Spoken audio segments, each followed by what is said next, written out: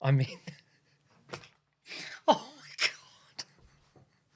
Oh my God. It is the best sport in the world. Actually, do you know what? Besides family, it's the best thing in the world. Football. Arsenal Football Club. Oh my. I'm so tired after watching that. I don't know what to say, guys. I do not know what to say. 3-2. It's just. We conceded in the first 9 seconds. It's the second fastest goal of all time in the Premier League. We went 2-0 down with just half an hour to play, and we won this game 3-2. And do you know what? This is going to sound so cocky. It's going to sound almost unbelievable, but it's a true story. At 2-0, I still knew we were going to win. Explain that. Explain that! There is no way we win this game a couple of years ago. Maybe even last year. This is just a magical season. If we don't go on to win it, I will be obviously very upset, but still so proud of this team. For moments like this, it is absolutely remarkable. In fact, where do I start?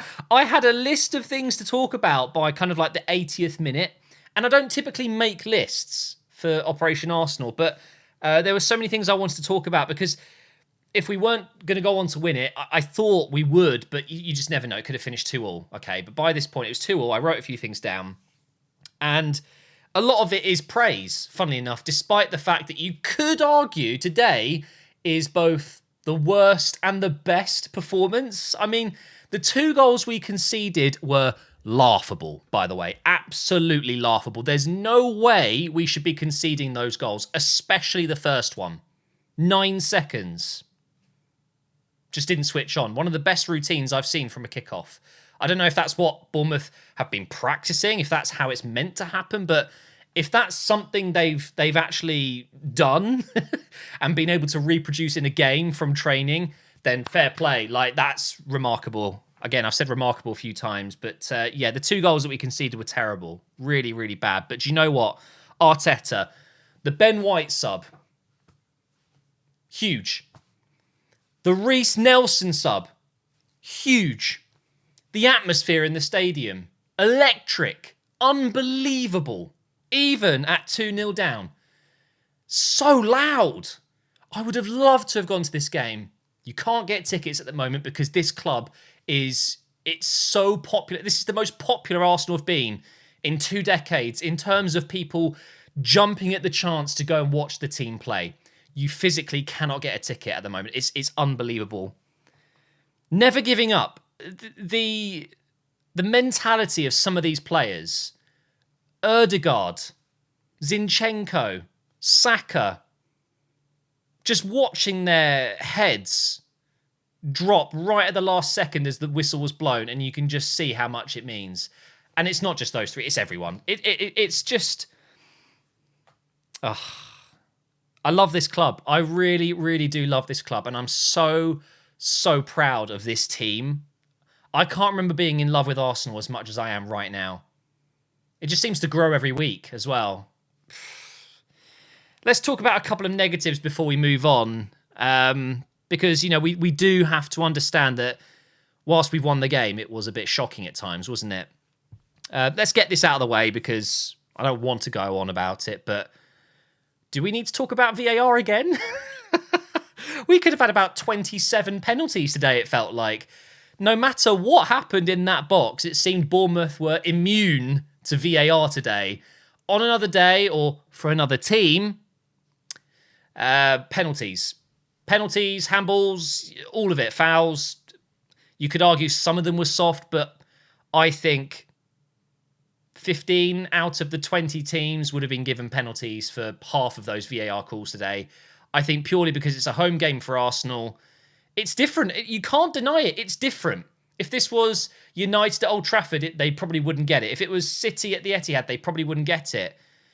But if it's Crystal Palace, or if it's Bournemouth at home, or if it's, I don't know, any of the other teams, it gets given. Why? It's like they're under so much pressure. I don't know. Smith Rowe.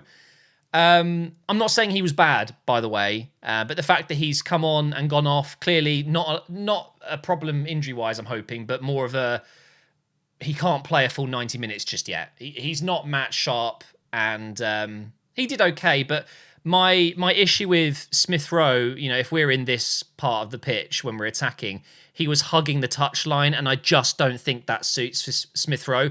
I think this position here, and cutting inside and moving into a central area, effectively what Ødegaard does, but on the other side, that's his future, I believe. So yeah, start him as a left winger, that's fine, but don't play as a left winger. I just don't think that suited him, especially not against a low block 37 defenders in the box. Tomiyasu was, I think, a little bit of a negative today. Didn't have the greatest first half. I don't know. I'm not gonna say he's not good enough, because we've seen him perform well so many times. That game against Liverpool, funny enough, was 3-2 as well. He was arguably our best defender that day. Just didn't work out for him today. But the Ben White substitution, perfect. Ben White came on and changed the game, genuinely. And of course, a huge downside, Trossard's injury. Hopefully nothing too serious. He came off after 22 minutes. Tricky one, because without Nketiah on the bench, I'm not sure where Nketiah was today, by the way. It's just a knock. It says here it's just a knock. Without him on the bench, we obviously didn't really have another attacking option. So having Smith Rowe on the left, Martinelli through the middle, didn't really work, did it? Can we just say as well, Billing, fantastic performance from him. I hope the Bournemouth team don't go away from this thinking like, well, I was going to say, I hope they don't go away thinking they didn't deserve to lose. But ultimately, I mean, when you see the stats, I've got a feeling this might be a record. 81%. I mean, 30 shots. 17 corners. I mean, look at this. It's actually insane that they scored 2 goals. They had four shots, 3 big chances, and you know what? In fact, look, I'm going to show you. Okay, I've got paint up here. Okay, this is the box. Okay, the goals, obviously there, whatever, and you got the D here. That's a D. All right. This is what was happening. Okay, so let's do Bournemouth in blue, and let's do circles. So this was effectively what the game looked like. Okay, I haven't counted how many there are. Okay, but now let's do the Arsenal players. This is what it looked like for pretty much the entire game. Okay, that was it. And then the ball, let's just put the ball in here. This is, I mean, it's actually insane. It's just this. Passes across, in, and then around here. This is such a good example of Arsenal tactics. But genuinely, like, the amount of time we had the ball and we only created 2 big chances, it's because of this.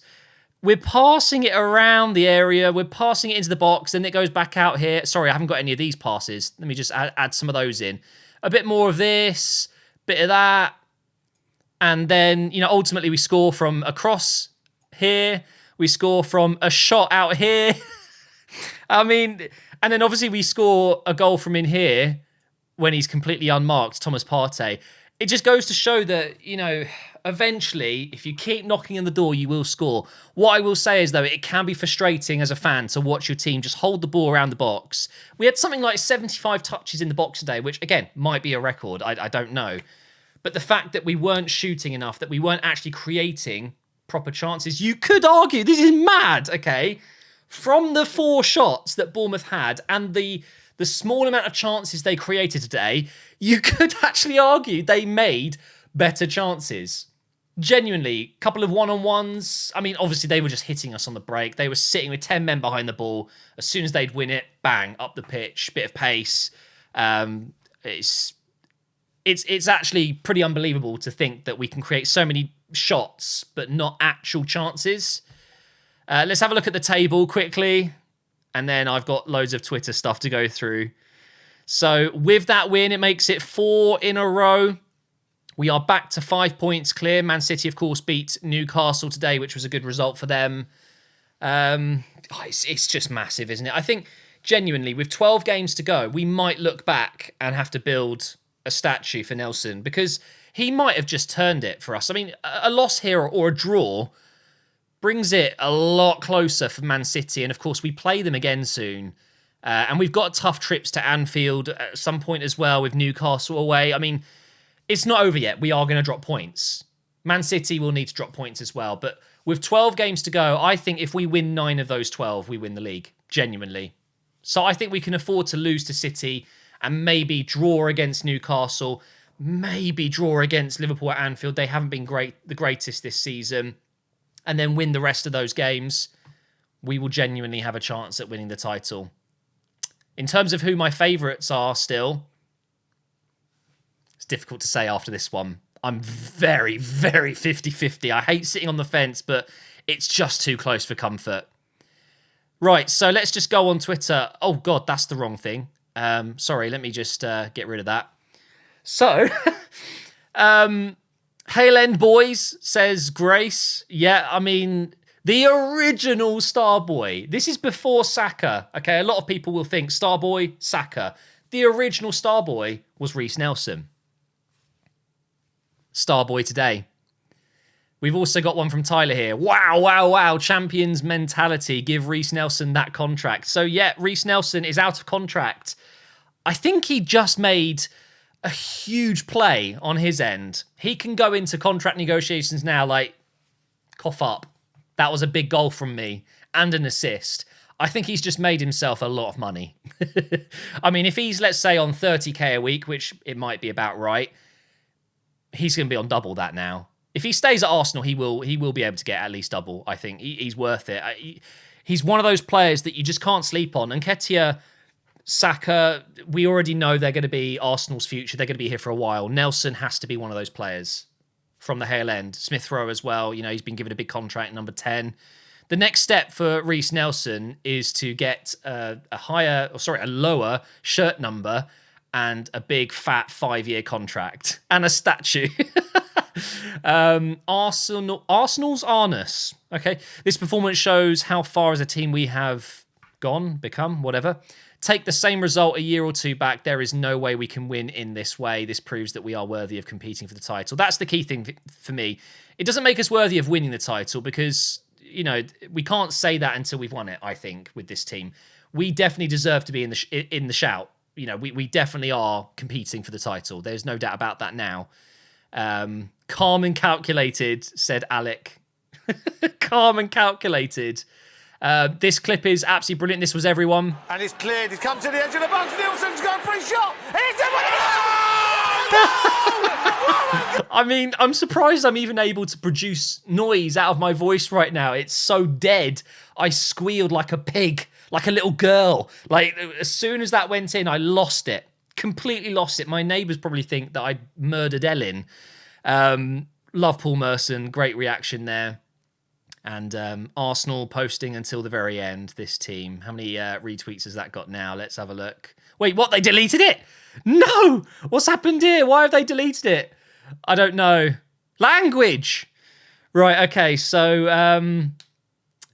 what else is there to say other than bring on Fulham? Fulham away, huge game. It's just, you know, treating every game like a final at the moment. Unbelievable, guys. Just unbelievable. Never giving up. These players have earned, I think, a huge amount of trust with the fans. We see you, guys. We see. I know none of the Arsenal players are probably watching this, but we see you. We feel this. We know how close everyone is. We know there's no rotten eggs at the club anymore. We know that Arteta's the man to drive us forward. We see it. Just keep winning. Just do it. Come on, what a win.